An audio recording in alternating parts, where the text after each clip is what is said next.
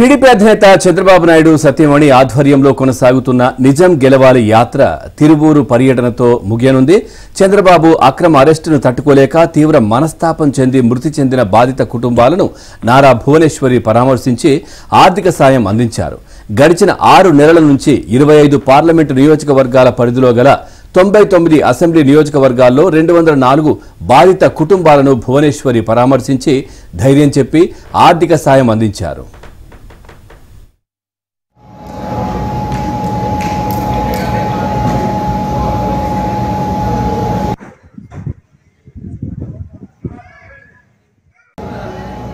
నిజం గెలవాలి యాత్రలో భాగంగా భువనేశ్వరి 9000 కిలోమీటర్లు ప్రయాణించారు. తిరువూరులో నేడు జరిగే సభతో నిజం గెలవాలి పర్యటన ముగియనుంది. దీనికి సంబంధించి సాయంత్రం 4 గంటలకు స్థానిక పూర్ణయ్య స్థలం వద్ద సభ జరగనుంది. దీనికి విజయవాడ టీడీపీ ఎంపీ అభ్యర్థి కేశినేని చిన్ని హాజరు కానున్నారు. మరోవైపు ఈ ముగింపు సభకు సంబంధించి టీడీపీ శ్రేణులు ప్రత్యేక ఏర్పాట్లు చేస్తున్నారు.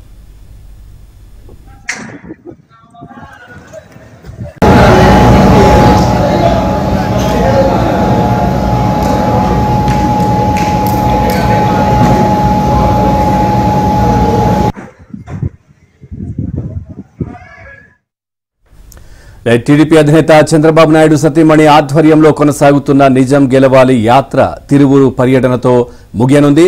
చంద్రబాబు అక్రమ అరెస్టును తట్టుకోలేక తీవ్ర మనస్తాపం చెంది మృతి చెందిన బాధిత కుటుంబాలను నారా భువనేశ్వరి పరామర్శించి ఆర్థిక సాయం అందించారు. గడిచిన 6 నెలల నుంచి 25 పార్లమెంటు నియోజకవర్గాల పరిధిలో గల 99 అసెంబ్లీ నియోజకవర్గాల్లో 204 మంది బాధిత కుటుంబాలను భువనేశ్వరి పరామర్శించి ధైర్యం చెప్పి ఆర్థిక సాయం కూడా అందించారు. ఇక ఇదే విషయానికి సంబంధించి మరింత సమాచారాన్ని మా కరెస్పాండెంట్ పూర్ణ అందిస్తారు. పూర్ణ, పూర్తి సమాచారం ఏంటి? పవన్, ఏదైతే నిజం గెలవాలి పేరుతో నారా భువనేశ్వరి చేపట్టిన యాత్ర మొత్తం ఈ రోజుతో ముగింపు దశకు చేరుకుందని చెప్పవచ్చు.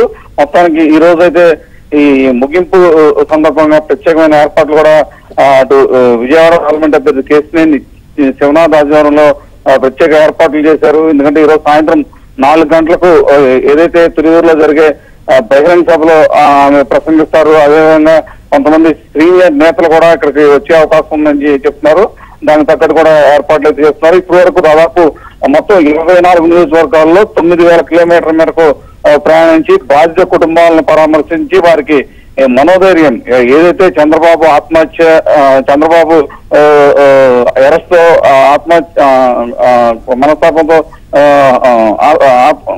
చనిపోయిన కుటుంబ సభ్యులైతే ఈరోజు పరామర్శిస్తున్నారు. ఇప్పుడు దాదాపు 204 కుటుంబాలను అయితే పరామర్శించిన పరిస్థితి నెలకొంది. ఈ రోజు మరో 2 కుటుంబాలను పరామర్శిస్తే దాదాపు